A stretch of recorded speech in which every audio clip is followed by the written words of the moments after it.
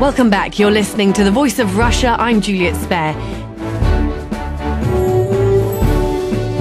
Today we're talking about new guidelines from the National Institute of Clinical Excellence on fertility treatment. NICE is suggesting same-sex couples should be given the chance to conceive through artificial insemination, clinically called IUI, and suggests the age limit for women to be given IVF should be extended from 39 to 42. This follows the implementation of the Human Fertilisation and Embryology Act passed by the Labour government in 2008, which put same-sex parenting and heterosexual parenting on equal footing in the eyes of the law. Joining me in the Voice of Russia London studio to discuss the new guidelines and its implications are Giorgio Severi from Pink Parenting magazine, which explores and supports surrogacy options, adoption and legal aspects for gay, lesbian, bisexual couples. Anthony Ozimic from the Society for the Protection of Unborn Children, which defends and promotes the existence and value of human life from the moment of conception.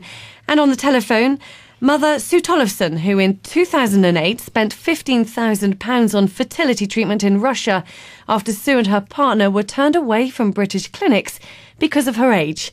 Sue is now 61 and has a 4-year-old daughter.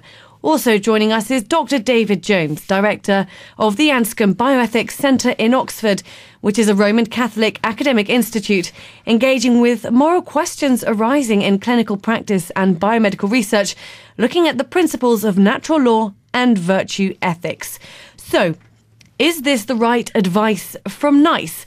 I'll start with you, Dr. David Jones. Well, I think that the changes in the guidelines are obviously meant to take account of equality, but I think they presuppose some basic questions that people might be surprised by. I mean, fundamentally, I think is, do we think that fertility treatment in general, particularly fertility treatment for people who are not injured or suffering from a particular illness, do we think that fertility treatment is something which should be funded by the taxpayer?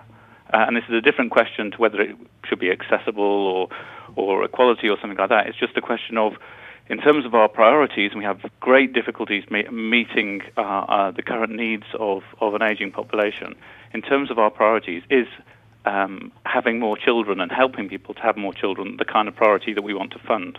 So I think that's a first principle, and then related to it is, do we want to encourage people to have children who, which involves some kind of donor parenting or distant parenting, where they won't know who their parent is or won't have involvement from that parent, and that's also, I think, an issue which is separate from the age issue and is separate from the equality issue. But I think it's an issue of what kind of things we want to fund.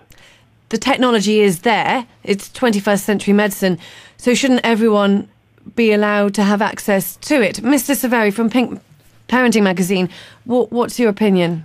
Yeah, I absolutely agree that there should be access to everyone. I think that as far as the NHS allowing for gay couples to have IUI, I think it's a big step in moving, our idea of a family, I think, forward, and allowing gay couples to be part of that family, and I think it's time that we were moving in that right direction, definitely, yes. So you think the NICE guidelines are reflecting society's needs in the modern 21st century? Absolutely, yes. Sue, I'd like to talk to you now. Sue, you chose to go to Russia for your fertility treatment. That's correct, yes, I did. Can you tell us why? Yeah, the reason being was I was deemed too old in England. I was 51 when I actually started it, and they wouldn't touch me in England. So I actually sent emails out, and Russia, Poland, and another country actually would help us. But I mean, they were very, very thorough in their screening, both psychologically and physically, that we were able to carry a child and that we would make good parents. It wasn't just a matter of writing out a blank cheque and then helping us.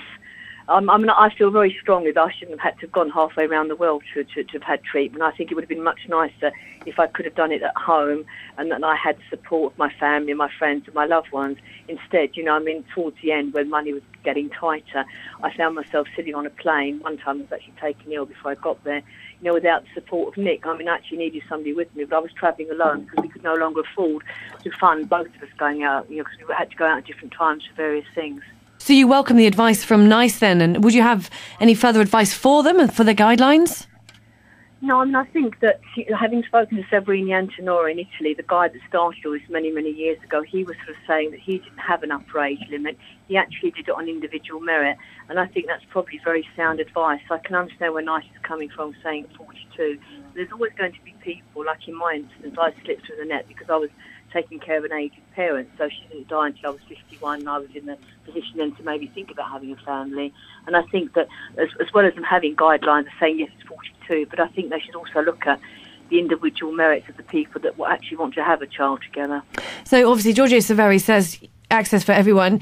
You, Sue, say, it should be on an individual and meritocracy basis, and Dr. David Jones says, well, come on, we've got to look at the implications and cost.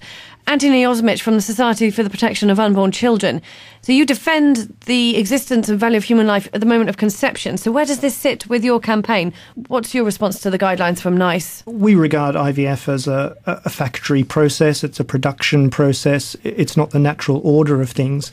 And our primary concern about IVF is the fact that the vast majority of human embryos which are created in that process are in fact killed. And more free IVF for whatever reason will mean that countless thousands more of those human beings at their most vulnerable stage of development will be destroyed, and we also regard it as an abusive process. And we also need to understand that IVF has a massive failure rate, 80% failure rate, and it's really more of a large-scale experiment for creating surplus embryos for experimentation rather than dealing with the causes of infertility. And IVF for older women and this artificial insemination for homosexuals doesn't do anything to treat any illness that may be causing infertility. It's just a form of social engineering. Sue, I'd like your response from this, because obviously Anthony Ozimic says it's like a factory. Now, I doubt, or did you look at it like that? No, I did not at all. We had very, very, very individual one-to-one service. We were actually allocated a coordinator, Olga, when we got to Russia, and she was really, really good. I didn't see it as a factory process. We worked, we're very much on our individual merit, and I felt that it was a very, very thorough medical process. I didn't feel at all that was part of the factory line. For me, or for both of us, it gave us a chance to have a family that we'd always longed and dreamed for. Without IVF being in place, I wouldn't have had a child, because I'd had prior to that, I'd had a tumour on the pituitary, and I wasn't the chance of me ever, even if I wasn't menopausal, of having a child naturally. We're very, very slim. And this gave me the opportunity to have the family that I'd longed and dreamed for so many years. So I disagree with him when he's saying it's a factory line. I don't think that at all. OK, Giorgio Severi, the factory line or the process of an individual's choice? I very much agree with the lady before, saying that because I obviously work in this industry, I hear the stories of people who are desperate for children, absolutely desperate, and would try anything, and really feel that their lives are incomplete without a child. And and at the end of the day, we are here to reproduce, and we are here to to carry on the and I think everyone should have that right to be a parent. What's your response to that then, Dr. David Jones? You started with the cost implication. We've moved on to a more moral issue, I suppose. Yeah. I think that's. I didn't touch on it, but I think that Anthony Ozimic is right to say that IVF involves the creation and disposal of embryos, of so-called surplus embryos. That's a big ethical question, which is a highly controversial ethical question, which a lot of people disagree with. So, obviously there are people who agree with it, and it's legal in this country, but a lot of people disagree, and they find themselves having to fund processes in which embryos are created, embryos are destroyed. That's another kind of issue. So as well as the issue of what's the point of medicine and what kind of things should we fund, given that we are strapped for money. I think that the notion that there's a limitless pot is, politicians don't often like to admit to this, but we do have rationing. That's why NICE is there, because we have rationing. And if you have more funding for this kind of activity, it means there's less funding for Alzheimer's, there's less funding for cancer, there's less funding for mental illness, there's less funding for deep problems that we have, physical problems that people have. So I think that the fact that something is controversial in this way, ethically controversial, I think that's another reason for saying, well, if it's going to be legal, that doesn't necessarily mean that we have to fund it. So when people are saying it would be nice to have more money to do this, that means money is being taken away from something. So I think that if we're going to talk about giving more money to the fertility industry and having more of an industry which is basically mostly a private industry at the moment, more of that tax funded, then what that means is money is being taken away from an already very strapped health service, but and a health service which is going to have increasing problems with aging population, and also other problems we have because we can't control our weight and other things. So the health service has real problems coping, so I think that the issue of funding is an ethical question. Dr. Jones, taking aside then the funding, but looking at more at an emotional perspective on this, the first thing that Sue said was that, yes, she had the treatment in Russia, but she was devastated that she had to travel halfway across the world in order to get treatment as a British citizen when she wanted to be treated at home where she could have the support and the care from her family and friends. Even in these new guidelines, she wouldn't. No. The new guidelines are there to sort of increase the amount of IVF going on and increase the funding towards this kind of activity. But there are also limits. There are age limits. I mean, I'm not actually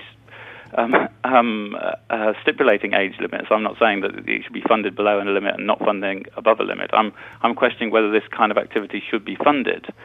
So I can understand that somebody could say, oh, at the age of 40 you're funded, but at the age of 43 you're not funded, and that doesn't sound very fair. So but I just think that if you're going to, I mean, obviously people want children, and that's one of the things that people will travel for and will spend their money on. But I mean, the spending the money will not stop when the child is born. Quite the opposite. A question for society as a whole is this the kind of thing that we want to spend money? Is this the kind of thing we want to spend money on? Because that's the actual issue. NICE is giving guidelines about the spending of taxpayers' money. It's not giving guidelines about whether these things should happen or not. You're listening to The Voice of Russia in London. We're talking about new clinical guidelines on IVF treatment for older women and same-sex couples. It's now available on the NHS. Joining me in the studio in London is Giorgio Severi from Pink Parenting magazine, Anthony Ozimic from the Society for the Protection of Unborn Children. On the telephone, older mother Sue Tollefson and Dr. David Albert Jones, director at the Anscombe Bioethics Centre in Oxford. So to come back to you, Giorgio Severi, it's not an issue of funding, it's an issue of whether it should be funded at all. Yeah, I don't know. I just think that, especially with regards to gay couples, I think that a lot of gay couples have, gone through life thinking they can't have children and thinking that society wouldn't accept it. But now that we are moving forward, society is accepting it. So I think it's something that should be available on the NHS for gay couples to take advantage of. Yeah, definitely. So you disagree wholeheartedly with Dr. Jones. Anthony Ozimic, I'd understand you'd agree more with Dr. Jones. Indeed, and I just sort of make one point about assistance for gay couples, and then also another thing about funding fertility in general, and that we would say that funding fertility for homosexuals is wrong because it's unjust for a child to be conceived deliberately in a way which denies them one of their biological parents. I mean, every human child has a right to know and to be reared by their natural father and their natural mother. I mean, there may be exceptional circumstances. One parent, for example, is in jail and can't be involved with the upbringing of the child, or whatever circumstance it might be. But we would just say you're creating an unnatural structure which is unjust and it's not in the best interests of the child. But also regarding funding fertility in general, if the state is to fund fertility, it should be funding the much more successful alternatives to IVF, such as NAPRO technology, natural procreative technology. There's also a variant of that called the Billings method, and that has far higher success rates than IVF and these artificial techniques. They don't involve the ethical issue of destroying or abusing human embryos. It costs much less, and it is in tune with the woman's body and her natural processes, so it's in her best health interests as well. You've had 2 points there. You've said, first of all, that gay couples ought not to have children at all because of you're denying a child a right to a biological mother or father. But then you went on to say fertility treatment, as long as it's natural, is okay. So what's your issue here? What I said was, if the state is to fund fertility treatment, it should fund the natural alternatives to IVF, which are far more successful, far more cost-effective. And because those techniques are based upon a proper understanding of human nature, they are offered by the organisations which offer that treatment to heterosexual married couples only, because that is in the best interests of the future child. I would disagree with that, only because I think that the best interest of the child is the way the child is reared. I think that a gay couple can bring a child up just as well as as a straight couple. I understand what Anthony's saying. However, I think it's denying a lot of couples who would make very good parents, who would make people would bring the population forward, and I think it's definitely wrong to say that. Yeah. So is technology progressing too far too fast, overtaking human nature? You've got another alternative technology that you're campaigning for, but that doesn't include everyone. That just includes a woman and a man who want to procreate. Well, because that's what procreation is. It's a man and woman coming together to create children. When we're talking about homosexuals, we are talking about a breaking with nature there. One of the part of the couple is not the parent of the child. And so we are creating already a structure which is unbalanced and is moving away from the laws of nature. And if we know that if we follow the laws of nature in medicine and in all other ways, we know that we will be successful. If we try to bypass them or undermine them or distort them, then we just cause trouble for ourselves. But this is a modern society now. 21st century medicine exists. Why can't it help fertility treatment in a society where gay couples can choose to have children? You must come in, Giorgio. Well, absolutely. I think the argument is very similar to adopted. If a child is adopted by a gay couple, they may not know that its biological parents either. It doesn't mean they're different. It means it's still being brought up in the same way, doesn't it? Sue, I'd like to come to you next on the telephone there, Sue. Obviously, the argument here now is for a different style of fertility treatment, a more natural one for just men and women who want to have children, which would eliminate gay couples entirely from the process. What do you think about that? I think that's very sad because, as your previous host spoke in favour of it, I think you're stopping a lot of people that would make good parents. You're not giving them the opportunity to have children, be it by not sort of natural methods. But I mean, I think as a gentleman said, I think there's nothing wrong in having gay parents. That you're stopping them from having a child, and I think. If they've set up the home together and a life together, then the most natural thing in the world is want to have a child together and have a family. And I think it's a great pity that they're not able to do so. You're listening to The Voice of Russia in London. We're talking about new clinical guidelines on IVF treatment for older women and same-sex couples. It's now available on the NHS. Joining me in the studio is Giorgio Severi, Anthony Ozimic, on the telephone, Mother Sue Tollefson, and Dr. David Jones at the Anscombe Bioethics Centre in Oxford. Dr. Jones, what do you think about the fact that we should be only offering a separate style of technology to to just heterosexual couples? And Sue says that everyone should be given the right. Well, I think that I can completely understand a wish to have a level playing field, and for there's a concern about equality and a concern because of historic injustices, at least. I mean, clearly in certain regards. But there's still an issue. There are various kinds of issue here. It's not the same as adoption. So with adoption, if you have a child who's already been born, where the mother for one reason or another is not able to look after the child, then you have to think what's the best way in which the child might be brought up, and that might be through fostering, or that might be through adoption, that's one kind of question. And there, I think that the equality argument for same-sex adoption is actually much stronger. But I think that when it comes to donor gametes, then the problem is that the child who's conceived, the problem for his or her identity is that is part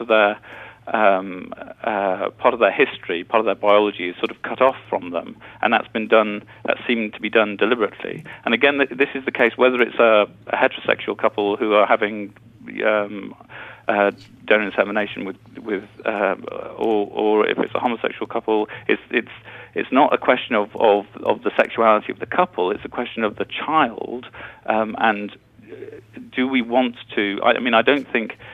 Even if though it's legal in this country, I don't think the state has an interest in helping people to have children who will be alienated from one or other of their biological parents. I mean, and I have known people who've been quite deeply hurt by the fact that they didn't know their original biological parent because of donor insemination. So it does affect some children. It's not just a theoretical problem. It can be a real problem, and that's why the anonymity thing has changed. And it isn't an equality issue, because it's not about whether homosexual couples do it or heterosexual couples do it. It's whether funding should be given for donor gametes, for procreation with donor gametes, and I don't think funding should be given for that. Giorgio Severi, you would argue that funding should be given. Yeah, because everyone should be given the choice. At the end of the day, if I want a child, I'm in a gay relationship, what do? I mean, I'd like to be given the same choice as a straight couple would. I'd like to be given, the option to have a family if I wanted to. Yeah, definitely. But I'm saying that if you have a straight couple where the man can't produce seed, then has got fertility problems because of the man. Then they're in a similar kind of situation. Correct. And I think that with regard to funding should be the same for both. That is, it shouldn't be funding for both. And I also think that for both there's a difference between adoption, which I think should be available for both, and donor insemination, which I think shouldn't be available for both. And though legally it can be available, I don't think at least it should be funded for both. So I'm not saying that there is a difference here. I'm saying for the couples, I'm saying there's a difference with what sorts of things you fund. And I don't think that funding forms of assisted reproduction where you have alienation from one of the biological parents, I don't think that's in the interest of the child. Okay, so there's issues here with just funding and equality and ethical. So Sue, I'd like to bring you in again. You obviously had your baby a lot later than the current guidelines from NICE for the NHS in the UK. Is that something you would recommend or you would regret? I don't regret it at all. I mean, if you met my daughter, she's the most wonderful thing that's ever happened to me, and she's a beautiful child and very, brought an awful lot in love into our family's life. But my only regret is I wasn't 10 years or 15 years younger, because, I worry about what's going to happen to her if I'm not always around, and the chances of me being around until she's 25 are pretty slim. That would make me 84. I mean, it's quite possible with my genetics I could live to 90, but that's the only thing that saddens me. And I worry sometimes when I see people having babies at 66 or 70. I think that they've lost sight of the child at the end of it. You've got to be able to think, well, at least I can give this child 20 years of my life and be around for them, because that's at the minimum they're going to need me for.